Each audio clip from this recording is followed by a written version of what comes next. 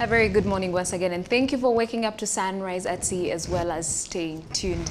And welcome to our views. My name is Agi Oase, and this is a place where we talk about real life conversations. And definitely joining me today are the ladies to my far right. That is Siobhan Alma, and seated right next to me, Sarah Apollo. Good morning, ladies, once again. Good morning.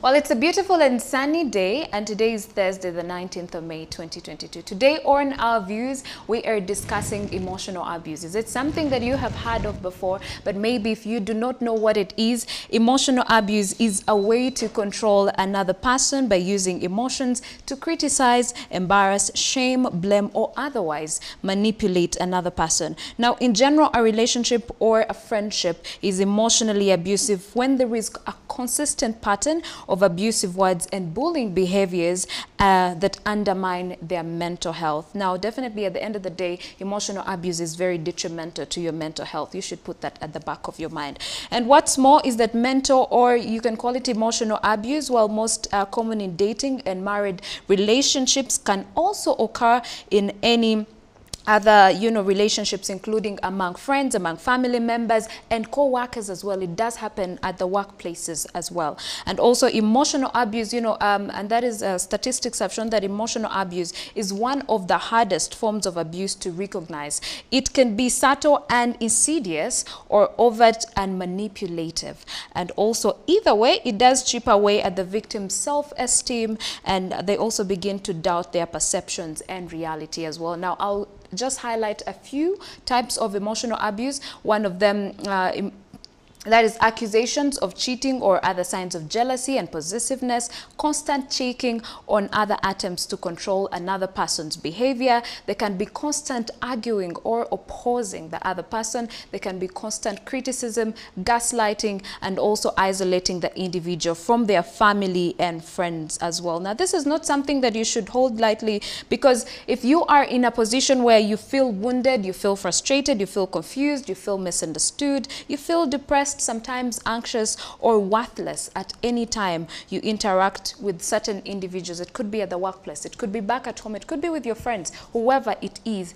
Remember to sit down and reevaluate and actually ascertain whether you are actually being emotionally abused in these friendships or relationships as well. So to the ladies today, I'd like to ask you to start with, have you ever found yourself in a situation where you're being emotionally abused, or where you have experienced emotional abuse?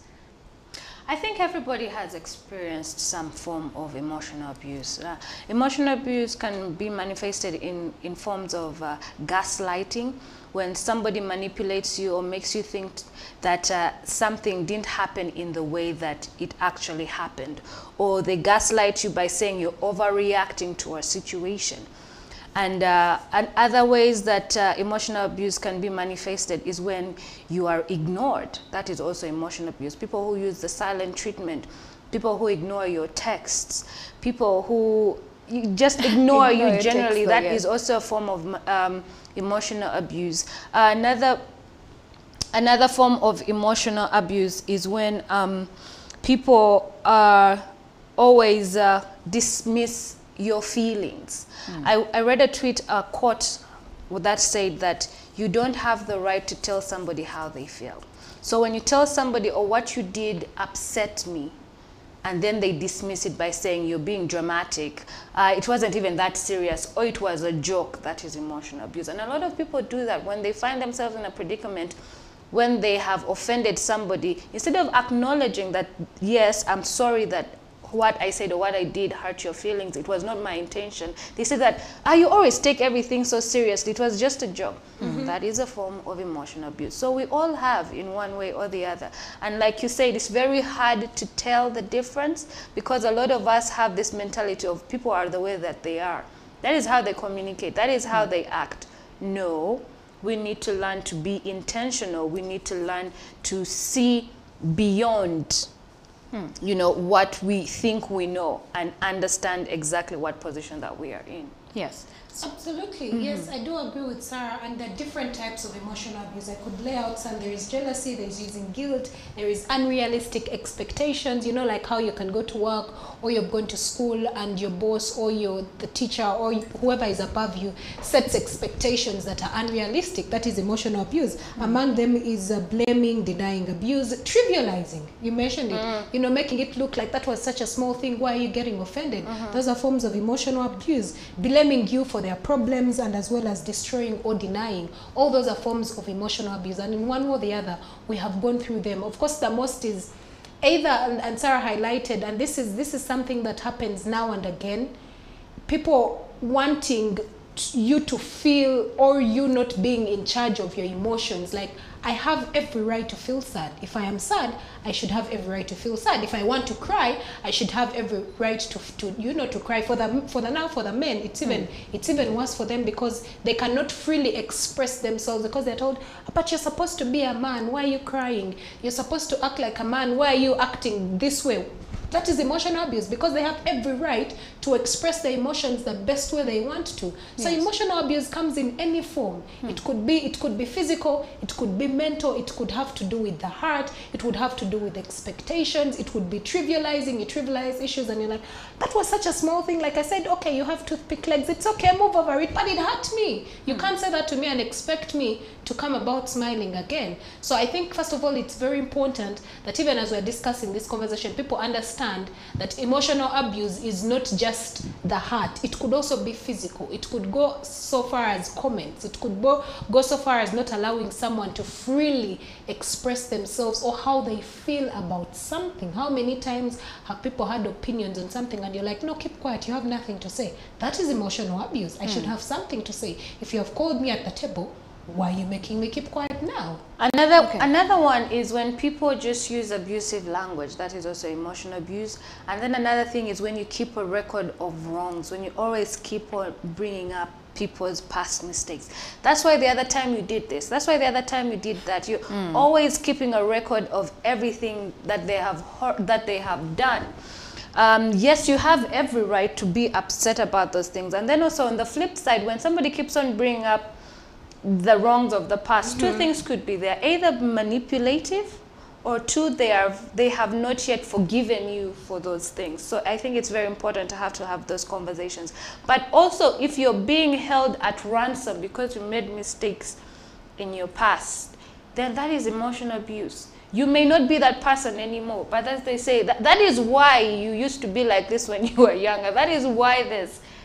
That is that is a very common trait, especially with our parents. They never let you forget what you did when you were. They keep reminding you what you did back in the day. Even blaming you for things that are out of your control. And this is very common. Like, if you cannot control something, why am I being blamed for something that is out of my control? For example, why? For example, if say I'm supposed to be at work, say by 6 a.m., yes, and the driver maybe has delayed to pick me, why are you blaming me for being late? I was on time, the driver did not play his part. I'm just giving an example. Yes. Many times we are blamed for things that are out of our control. That is emotional abuse, and parents do that a lot. Yes, they do.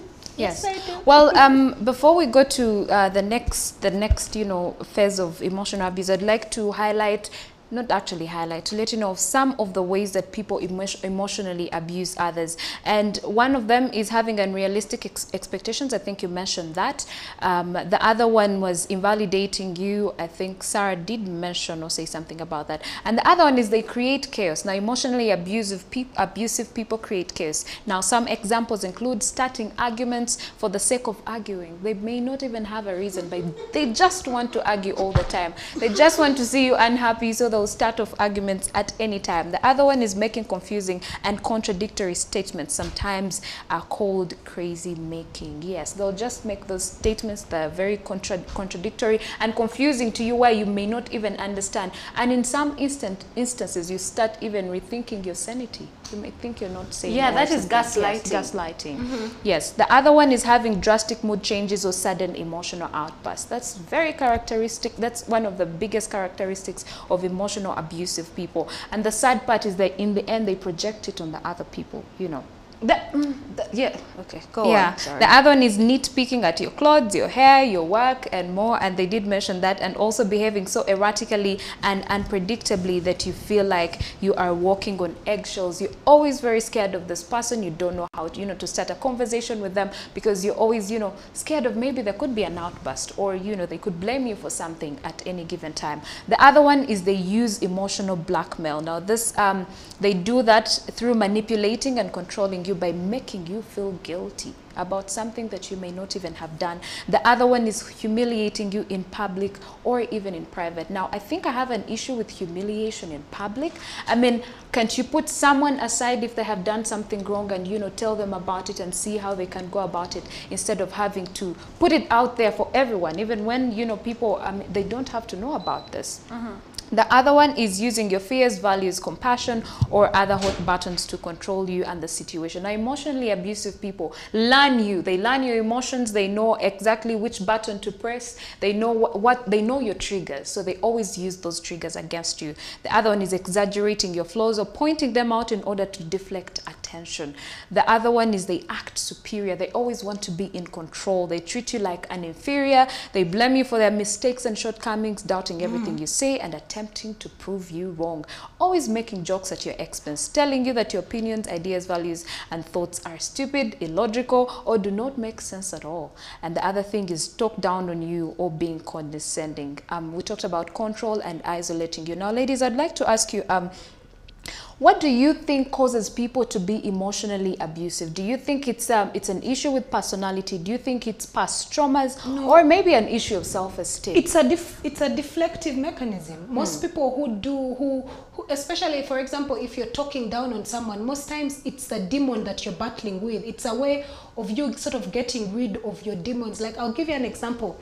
I went through a phase where I worked, and my boss was just, he was an understanding person, but again, to an extent, he was very toxic. Like, he would always talk down on me and say all these negative comments. And several times I talked to my mentor about it and asked, but what am I doing wrong? Am I not, I come on time, I deliver. Yes, I'm a human being, I make mistakes, but why does he constantly find fault? Then I realized, I'm not the issue. He was the problem. He was dealing with his past traumas. Some people inflict pain on others, or some people talk down on other people as a way of, first of all, it makes them feel good about themselves. It makes them feel in control. It makes them feel in charge. But it is also a way of them sort of giving off their, what's the word for it? It's not their shortness. It's sort of like the things that they battle with. I'm trying to remember the phrase, but it has skipped. When I remember, I'll mention it. It's a way of their insecurities. They're battling with certain insecurities. Yes. So that is the only way that they're able to take care of. They attack you. There are people who attack you before you attack them. There are people who do those things like, I go at you before you go at me. Like, I'm always going to go at you. So it's a defense mechanism. So most people who actually do who emotionally abuse other people, in most cases, if it's not a self mechanism, like a self-esteem issue, or you're trying to deflect, then it has to do with trauma, previous trauma. Someone treated you this way, and now you think it is okay to treat someone this way. You think it is okay to make radical statements. You think it is okay to stereotype a woman because that is the generation, or that is the way that you've been brought up in your family. Yes. So yeah.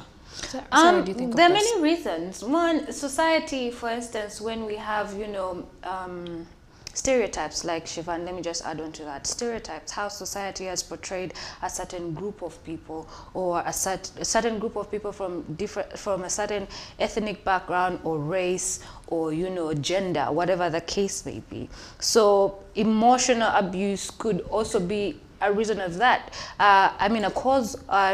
Cultural background, culture and cultural practices and values could be a cause of that, where women are, seen as less than, or children are said to not have a voice in public, where they say that you're supposed to always respect your elders regardless. Like an elder person or older person can say whatever they want to you. Yeah. That is one thing. Another thing is poverty. Poverty brings up a lot of frustration. With poverty, people are not educated. Then therefore, they live within ignorance, and they don't know how to communicate. They do not know how to carry themselves away. That is also one way. Another thing is mental health issues. Some people have personality disorders, schizophrenia, bipolar, you know, all these mental health issues that they are not, you know, having under control, and therefore it leads them to, you know, have outbursts, to be aggressive, to be insensitive, you know, towards other people. That is one reason. Another thing is the use of drugs and alcohol. You don't always have to be violent or physically aggressive to abuse somebody. Some people get drunk and they say things, you know, you have heard of the saying or the phrase that the honest people are a child, a drunk person, and an angry person, right? So alcohol and drugs play that effect because you're not really in your right mind. And so how you may portray your statements or say things that you want to say may not come out in the most, you know, sensitive way, where you are actually having somebody else's feelings in consideration. You just blurt it out. So yeah, that is some of the reasons. Well, let's zero it down now to relationships as well as friendships. But I would like you to talk about how emotional abuse in friendships and relationships can impact, you know, can impact you as a person, as an individual, the victim of emotional abuse, and, you know, the entire friendship, the friendship and the relationship as well. You can actually share your if you have been in a situation where you felt emotionally abused in your friendship with someone or your relationship. How did you go about it? You see, the thing with friendships is that it's actually quite weird when we have friendships or relationships. It's a bittersweet situation because you feel like this is someone who you can tell everything, but then you're afraid to say some things because you do not want to upset them. And that right there is a very big indicator that you are probably being emotionally abused. If you are afraid to have honest, truthful conversations about something, then you are definitely being emotionally abused, where you feel like you have to hold your tongue and walk around on eggshells around this person, where you feel like you want to tell them, but I'm the one who is always, you know, reaching out. How comes you don't reach out? And the other person is like, but who'd say that this is a competition? If you want to reach out, reach out. That right there is a big indicator. That's even gaslighting. It really is. It's gaslighting. You're gaslighting the other person. Yeah. You're being dismissive, and you're trivializing. Exactly, you're trivializing the situation, and on top of that, you have no regard for the other person's feelings of wanting to be wanted and feeling loved. Do you get what I mean? Absolutely. Yeah. For me, I think definitely. I mean, when you have gone through a set, for example, even in relation to what Sarah said, if several times you have come out to talk about your feelings, let's say to your friends or maybe someone that you're dating, and they're always dismissing them, even when the friendship ends and you get into a different friendship, you will fear to talk about your feelings because constantly it has either been trivialized. If it has not been trivialized, then it has been dismissed. So at the end of the day, you'll be like, let me restrain myself. Why? Because you've gone through emotional abuse. Now, here's the thing about emotional abuse. It doesn't go away overnight. Yes, it has a triple down effect, because the way someone else has treated you, you will automatically think that, okay, because Aggie treated me like this, then Sarah will treat me like this as well. If Aggie did not understand, I do not expect Sarah to understand, which means you're constantly going to be living your life looking at how you were abused emotionally. That means you will not be able to air out your opinions. That means you will not be able to air out your concerns because you're afraid either they will be dismissed. If they're not dismissed, they're trivialized or rubbished. But that's not the way we should be. So emotional abuse definitely has a way of how we relate, either in the platonic sense or the romantic sense, in all aspects. Yes. Because every single thing that we go through in one way or the other shapes the people we become and how we relate with those people. Yes. You see, the thing that we're not even addressing right now is the abuser in this scenario, because many times the abuser doesn't even know that they are abusing, because a lot of people equate abuse to physical assault. Yes. But if you are somebody who is wondering whether you are emotionally abusing somebody, you need to, I think back to the conversations that you have with your loved ones. Say, for instance, if your wife or your girlfriend or your boyfriend holds back information and they're always giving you like one-sided responses. How are you? I'm fine. Even though you can physically see that they're in pain. How are you? I'm fine. Then perhaps you need to start asking yourself the question, have I always trivialized everything that they say to me? Or, you know, Or do I always bring up past scenarios? Like if for instance, your person, your friend, your spouse, your partner says that, I was waiting for your phone call and you did not call me back. And then you go on to say that, but I had a busy day. I was driving. I was on a border. I couldn't call you back. You are trivializing. Exactly. Yes. You're being passive aggressive. You are dismissing how they are feeling. You do not this is the thing. Then this is a trick that I always apply. Whenever somebody says that, Sarah, you say that you were going to do something and you didn't do it. First thing I say to myself, even when I am really tempted to say, but I was having an even worse day than you did, I start by saying, I am sorry. I hurt your feelings. I should have called. May I please explain why I didn't do what I said I was going to do? And so when you allow me to, then I say, I did not call because I was held up, or whatever the reason is. But do not dismiss somebody's feelings. It is the most hurtful thing. And at the end of the day, I had a conversation with a friend of mine, and I said to him, you didn't wish me Happy Mother's Day. And he said, I was sick and I was not in the mood. Oh wow! So I'm like, not in the mood. That is very sensitive. I'm like, I understand that you were in an awful place. You were sick, and I left it. But then again, it hit me. But what about my feelings? Do you understand? Didn't care. Yes, exactly. You didn't. You see, more sense if he had said it, just saying it for or out of the heart. Shiva. No, but you'd rather say, I am sorry, I did not wish you a Happy Mother's Day. That is where and then you state your reason. Then he would have stated the other one. Exactly. So that is what I'm saying. You may be, yesterday, the other day when we were having a conversation about rejection, where you feel rejected, but then you don't know what the other person is going through. So I think it's a place where both people need to have and not hold blame, but acknowledge. When it comes to relationships, whether platonic, whether romantic, whether professional, acknowledge it's important, regardless of how you feel.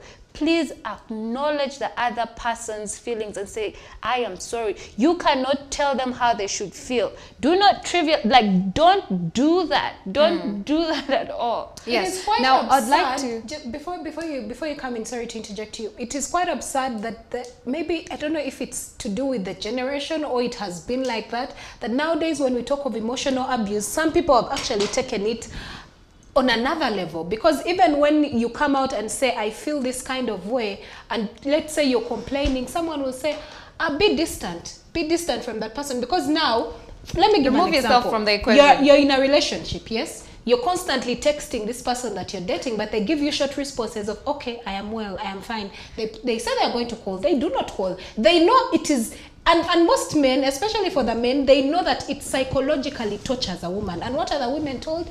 Be distant, he'll come back running. Why? But I think that's not the way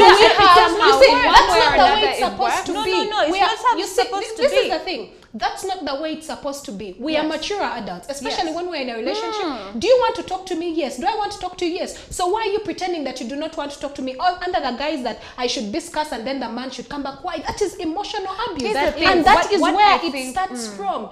If you are in a relationship, if you are in a friendship, even if it's a work environment, what is so wrong with acknowledging that, oh, you did a tremendous job today? Why come and say, oh, you did well? Why are you torturing me psychologically? Yet you know what you're supposed to say. The same way in a relationship, if I am calling you, if I am texting you, and I'm constantly saying that, hey, I am always at the end where I am giving, why don't, and then I talk to someone else, do you know what most people will say? As a woman, be scarce. You know, men love to hunt. Why?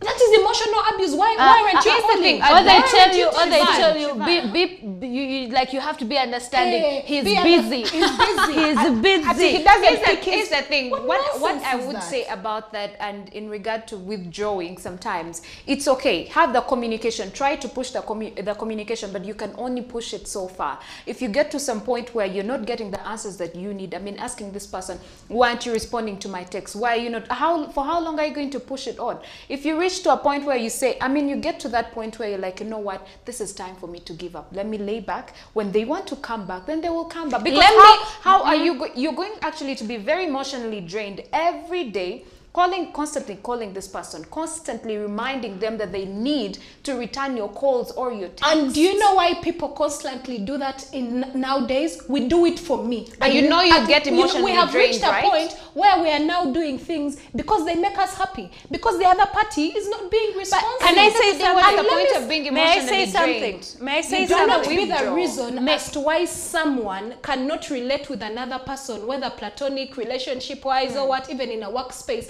because of the way you have treated. Be mature people. Use your May I say, in case they can't communicate, the only way out is putting yourself out of the equation. When I say to communicate, save yourself when I say, your let me give you my mental health. definition of communicate. Communicate means I am calling you and you respond and you say a text and you say, hey babe, you know what? I'm cheating. Let's talk later. Like, communicate to that extent. That is but hold on. Let me say. Like, hey babe, I'm cheating. Let's talk later. Let me say. But what are we doing? Let me say this. Every time you scroll through social media, you're going to see posts or people saying that, oh, people are not loyal, people are doing this, I have a good heart, it's not being reciprocated, and all that kavuyo.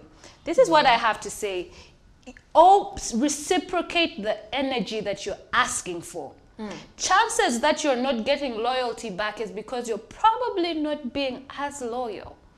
Chances that you're not getting the kindness that you expect back is probably because you're not getting that kindness. You're not giving that kindness. So learn to reciprocate the same energy. Just as if you want communication, communicate as well. And this is what I'd like to tell to whoever is watching right now. Learn to set your boundaries and make them very clear. If somebody is not going to have the courtesy to accord you what you have asked for and you're being reasonable, I'm saying that please don't be dismissive. When I tell you that you have hurt me, let's talk about it. This is what people see every time you say, I am hurt by what you did. They see it as a confrontation. Yes, it is not. I am not attacking you. That is true. I'm just saying, babe, you said you were going to call, you didn't call, what happened? And then you react with aggression. I was busy. You're too needy. You're too nagging. No. Don't do that. So what I'm going to say to the abusers and to the abused, please learn to have open conversations. And if you feel like your needs are not being met, it's very important in this world to be seen and to be heard. And that is one thing that drives a lot of people to commit suicide. The feeling of not being seen and not being heard. Yes. So it's important. Please see your people and please hear them. Please listen. And it doesn't make you a god when you try to hide your feelings and emotions. There is nothing wrong with expressing yourself, especially for the men. Absolutely. And as we wrap up, part of self-respect, you know, we're always talking about self-respect, is removing yourself in situations and in places where you are not wanted. Yeah. You can only push yourself so much. If you see you're not wanted in a space, please remove yourself. It's as easy as that, and that is also part of making yourself a priority at the end of the day. Well, that wraps up the conversation that we had for you here on Our Views, but keep watching Sunrise at Sea and don't blink.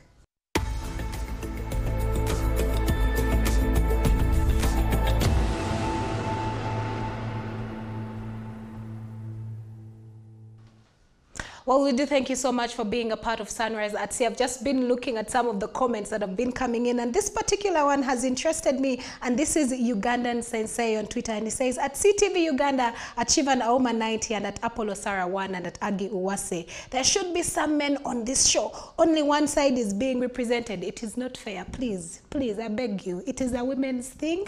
Deal with it. But anyway, the show has come to an end, but we do have someone very special to celebrate this morning. And he's none other than Chiseka Gerald. Well, he likes to say that he is the CEO of his own life. He's also our technical director behind the scenes and father of 3 amazing children. The ladies and I would love to wish Chiseka Gerald, our technical director, a very, very fruitful happy birthday. Happy birthday! Yes. And see you tomorrow, same time, same place. Keep watching Sunrise at Sea and don't blink.